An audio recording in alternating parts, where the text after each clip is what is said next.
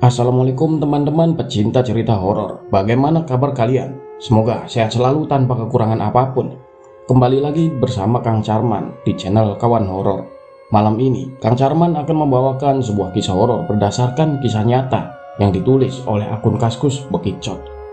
Mengisahkan seorang pencari belut malam hari mengelilingi dari satu sawah ke sawah lainnya. Namun apa yang terjadi? Kebiasaannya memburu belut di malam hari membuatnya mengalami hal mistis yang tak pernah ia lupakan. Baiklah, tanpa berlama-lama lagi, langsung saja kita simak cerita selengkapnya. Dan buat kalian, jangan pernah dengarkan kisah horor ini sendirian, karena terkadang mereka ikut datang mendengarkan. Sip, semua sudah siap. Senter sudah dicat 10 jam. Pedang tumpul siap, wadah siap, air minum oke. Rokok sudah dibungkus plastik. Oke, siap tempur nih. Lihat jam 9 malam lewat sedikit. Saatnya berangkat. Sebelumnya, meminum kopi yang tinggal setengah gelas dan berangkat. Berjalan 1 menit, sampailah aku di sawah sebelah barat desa. Memandang lepas, banyak sinar senter di tengah sawah. Wah, bisa nggak kebagian belut kalau nggak buru-buru nih. Aku segera menyalakan senter, masuk ke sawah pertama. Lumayan. Dapat 2 ekor belut sebesar jempol tangan. Sudah terbayang kalau mendapat banyak belut, bakal aku goreng, lalu aku sayur dengan bumbu pedas dan sedikit santan, pasti nikmat. Aku berpindah ke sawah berikutnya. Kadang dapat 1 ekor atau 2 ekor. Ada yang besar dan kecil. Tak terasa, aku semakin jauh dari desa. Nggak terlalu jauh sih, cuma 5 menit kalau jalan biasa. Dan aku melewati dekat gerumbul pohon di tengah sawah. Konon, dulunya itu adalah kuburan zaman kuno, tapi sekarang sudah berubah menjadi ladang. Aku tak merasakan keanehan apapun saat melewatinya, padahal banyak yang mengabarkan bahwa tempat itu angker. Aku terus saja berjalan mencari belut. Setelah agak jauh dari gerumbul pohon itu, baru terjadi keanehan. Sawah-sawah yang aku lewati semuanya penuh dengan air, tapi aku belum merasa aneh. Aku pikir paling saluran air ada yang membuka sehingga sawah-sawah terendam air. Karena pemikiran itu, aku pindah menuju sawah yang posisinya agak tinggi dengan harapan belum tergenang air. Sekian lama aku berjalan, belum juga melihat sawah yang tidak tergenang air. Aku mulai merasa aneh. Kok bisa air datang secepat ini? Gak biasanya kayak gini. Sejauh jangkauan cahaya senter, air melulu. Buset, gimana mau dapat belut kalau air melulu? Ku coba mengitarkan pandangan sejauh mata memandang. Tidak ada kulihat lampu senter dari para pencari belut yang lain. Lah, pada kemana orang-orang yang cari belut tadi? Rasa takut mulai menghantuiku. Ingin segera pergi pulang, tapi ini di tengah persawahan. Tapi rasa takut sudah merajai hati. Maka aku menentukan arah. Nah, itu dia. Ada cahaya lampu di pinggir desa. Dengan tergesa, aku bergegas menuju lampu yang terlihat di kejauhan. Tapi kok nggak sampai-sampai ya? Perasaan aku belum jauh dari desa deh. Akhirnya, sampailah aku di tempat lampu itu. Ternyata itu lampu rumah penduduk. Tapi rumah siapa ya? Kok rasanya ini bukan di desaku? Kebetulan ada seorang laki-laki yang sedang berjalan dengan membawa senter. Aku pun bertanya kepadanya. Ternyata aku nyasar di desa yang jauh dari desaku. Makanya lama banget perjalanannya. Setelah aku menceritakan pengalamanku kepada bapak itu, dengan senang hati beliau mau mengantarku pulang dengan sepeda motornya. Akhirnya sampai di rumah juga.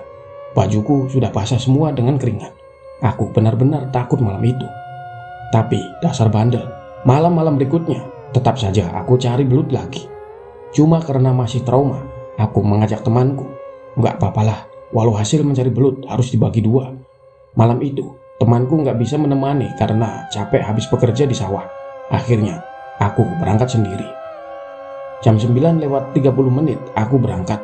Pikirku, asal aku menghindari tempat kemarin, pasti nggak akan terjadi apa-apa.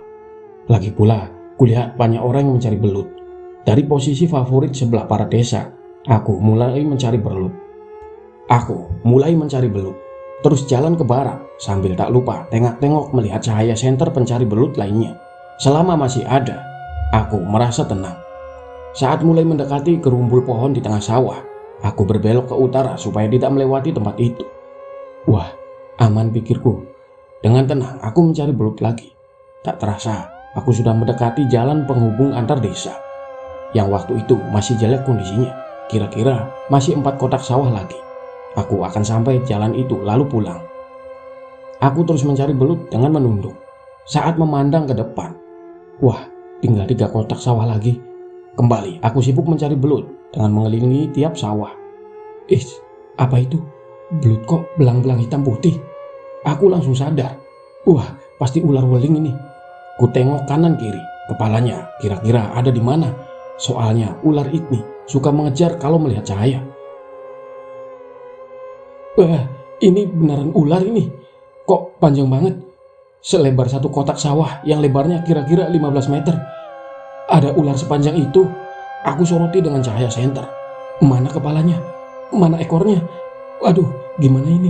Mau pulang malah ketemu ginian. Kulihat sekeliling, cuma gelap. Ada lampu senter, tapi jauh banget. Akhirnya, di tengah ketakutanku, aku berkata, "Mbah, maaf, cucumu cuma cari belut. Jangan diganggu ya, Mbah." Seolah mengerti apa yang kuucapkan, ular itu bergerak pergi. Agak lama, baru kelihatan ekornya. Aku nggak lihat kepalanya ada di mana. Setelah ular itu pergi, aku buru-buru pulang ke rumah. Jantung masih berdebar nggak karuan.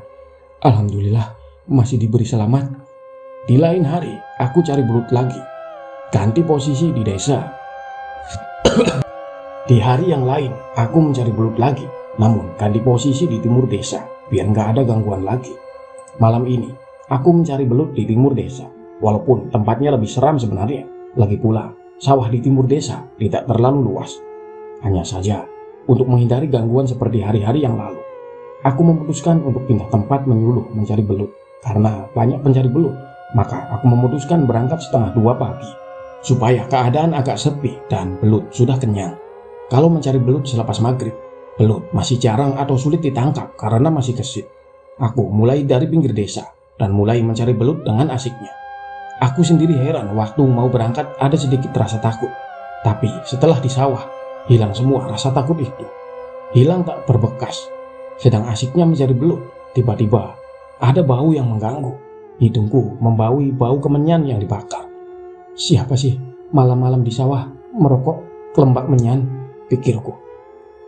Paling orang ronda lewat. Akhirnya aku cuek lagi. Udah biasa bau rokok menyan. Tapi semakin ke depan, bau kemenyan itu semakin menguat. Masa ada orang yang merokok di tengah sawah malam-malam begini? Atau orang yang mencari belut sambil merokok? Kuedarkan pandangan ke sekelilingku. Ada cahaya senter di sana, tapi jauh banget. Nggak mungkin orang itu yang merokok. Baunya terlalu dekat. Masih penasaran ditambah agak takut. Kuarahkan cahaya senter berkeliling. Tidak ada orang satupun. Sudahlah, lanjut cari belut lagi aja. Aku pindah ke kotak sawah yang lain. Bau itu masih tercium dan semakin keras tercium. Tak lama disusul dengan suara hush, hush, seperti suara ular kobra yang menyemburkan bisa. Nah, ini yang aku takuti. Aku paling takut dengan ular, apalagi yang berbisa. Segera aku sorotkan lampu senter ke arah suara itu. Sepertinya dari pojokan sawah itu deh. Saat cahaya lampu senter menyorot, tampaklah sesuatu yang membuatku gemetar ketakutan. Ternyata ada sesajen di pojokan sawah. Aku baru ingat, ini malam Jumat Kliwon. Kadang masih ada orang yang naruh sesajen di pematang sawah yang dianggap angker. Tapi kalau cuma sesajen, nggak bakalan bikin aku gemeteran. Tapi ada yang melingkari sesajen itu. Kalau kalian nebak ular, iya betul. Tapi ular yang sangat besar. Dan di kepalanya ada jenggernya jadi mirip mahkota. Ular besar itu melingkari sesajen dengan matanya yang merah menatapku. Jelas aku takut. Gimana kalau aku coba dimakan? Dengan gemetar, aku baca doa yang aku bisa sambil memejamkan mata. Waktu ku buka mata lagi, ularnya masih ada di situ. Aduh, gimana ini? Aku coba bicara dalam hati. Mbah, numpang lewat mbah. Lalu pelan-pelan aku lewat dan pergi. Gak berani menengok ke belakang. Terpaut 2 kotak sawah, aku melihat banyak belut di situ. Naluri pemburu langsung tergugah. Lupa dengan peristiwa barusan. Aku asik menangkap belut satu persatu. Di satu kotak sawah itu mungkin dapat setengah kilo lebih. Dasar manusia, adanya rasa serakah. Sudah dapat banyak, masih kurang. Aku lanjut cari belut lagi. Baru beberapa menit mencari, ada bau harum mengganggu hidungku. Harum bunga melati. Bulu kuduk meremang dengan dahsyat. Aku diam terpaku, nggak berani melihat ke kanan kiri. Aku coba berjalan lagi. Bau harum itu mengikuti. Kali ini ditingkahi dengan suara ketawa yang merdu sekali. Tanpa babi bu lagi, aku langsung lari, nggak pakai tengok kanan kiri. Suara ketawa itu menggiring lariku yang kayak celeng, tabrak semua yang di depan. Sampai di tengah desa, baru aku berhenti dengan nafas ngos-ngosan. Malam berikutnya, aku beralih profesi lain sementara, tidak mencari belut lagi, karena harus menggiring air supaya bisa masuk ke sawah. Aku bersama seorang tetangga yang sawahnya berdampingan dengan sawah garapanku. Kami berangkat pukul 9 malam. Naik ke hulu saluran air dan membuka setiap bendungan yang menutup saluran air yang menuju ke sawah kami. Kadang kami bertemu ular, maka kami membawa pentung bambu untuk jaga-jaga. Tak lupa pedang panjang pembabat rumput kami bawa. Setelah yakin bahwa saluran menuju sawah kami terbuka, kami istirahat sambil minum kopi dan merokok. Setelah istirahat, kami kembali ke daerah hulu untuk mengecek apakah ada yang menutup saluran air lagi atau tidak. Kita jaga tempat strategis supaya tidak ada yang menutup saluran air. Pukul 2.30 diperkirakan air sudah penuh, maka kami berjalan untuk mengecek kondisi di sawah kami. Sampai di pojok desa, kami terus berjalan mengikuti jalan tanah yang menuju desa tetangga. Karena untuk menuju sawah kami harus melewati jalan itu. 50 meter dari pojok desa ada tempat pembagian air. Satu sisi menuju barat, satu sisi ke arah selatan. Kami bersama-sama mengecek tempat itu. Namun tiba-tiba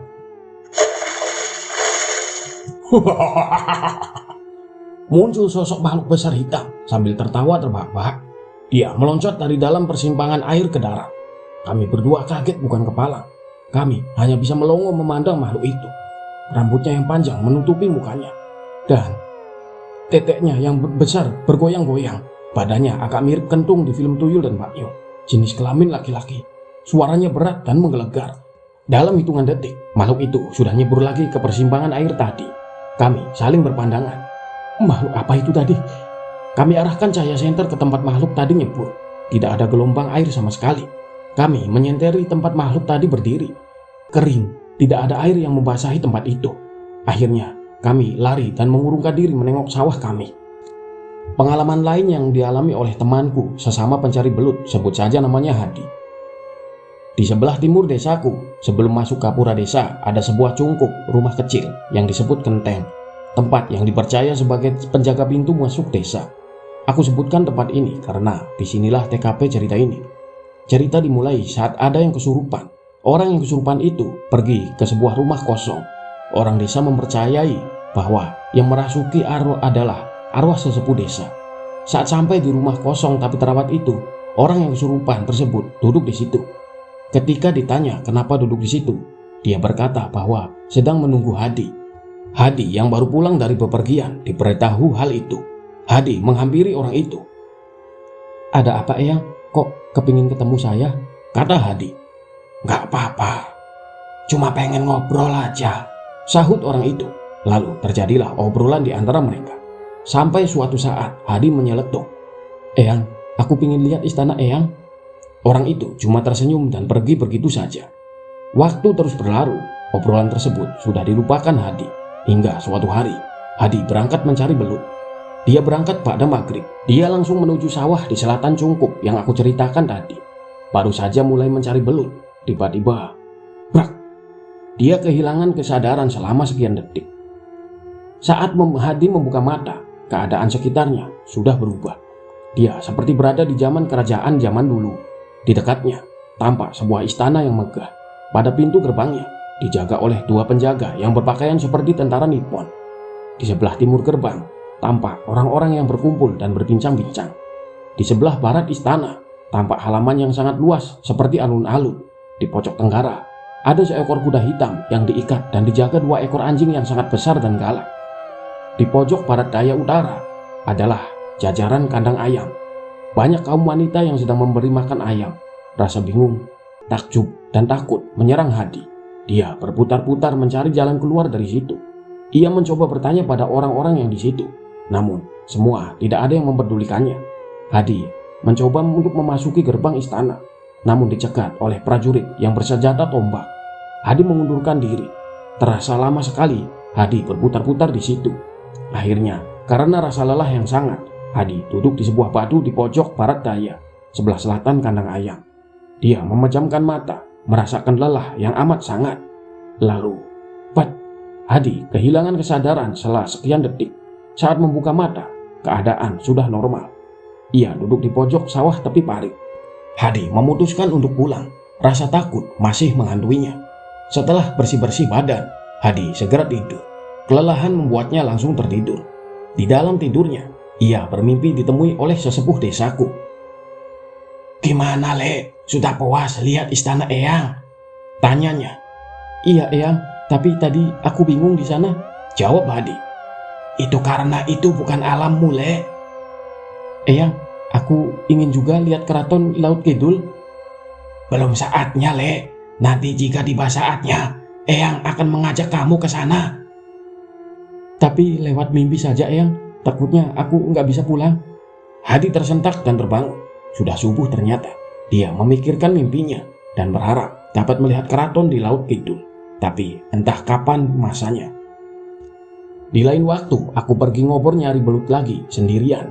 Muter dari barat desa ke utara, lalu ke timur desa. Semakin kesini kok, belut semakin sepi. Apa mungkin karena sudah dicari orang lain? Wah, kalah cepat ini. Jadi cuma dapat sedikit kan? Aduh, tanggung amat dah, cuma dapat sedikit. Nanti habis tengah malam ngobor lagi aja. Lewat tengah malam, aku berangkat lagi. Niatnya biar belut yang aku dapat bertambah, biar nggak nanggung bersihinnya. Akhirnya dapat juga tambahan belut beberapa ekor. Merasa masih kurang, aku jalan lagi sampai ke timur desa lagi. Lumayan sih, nambah setengah kilo. Kulihat HP, sudah pukul 2:30 pagi. Kaki sudah capek, senter mulai mengantuk. Akhirnya aku memutuskan untuk pulang, melewati Kenteng. Tidak ada apa-apa. Lewat Gapura masih aman. Sudah masuk desa, makin terasa nyaman. Pikiran sudah amat sangat tenang. Tinggal beberapa ratus meter lagi sampai di rumah. Aku menyalakan rokok sambil terus berjalan. Kuhembuskan asap rokok dengan nikmat. Akhirnya, tinggal kira-kira 50 meter lagi dari rumah. Lewat di depan rumah kosong yang terletak di utara jalan. Aku gak perhatikan, cuek saja. Sudah biasa. Tiba-tiba ada suara. Suara apa itu? Perasaan kalau tokek bunyinya tokek. Apa itu tokek keselak? Dengan penasaran, aku tengok dan senteri rumah kosong itu. Ternyata senterku sudah sekarat, sudah padam.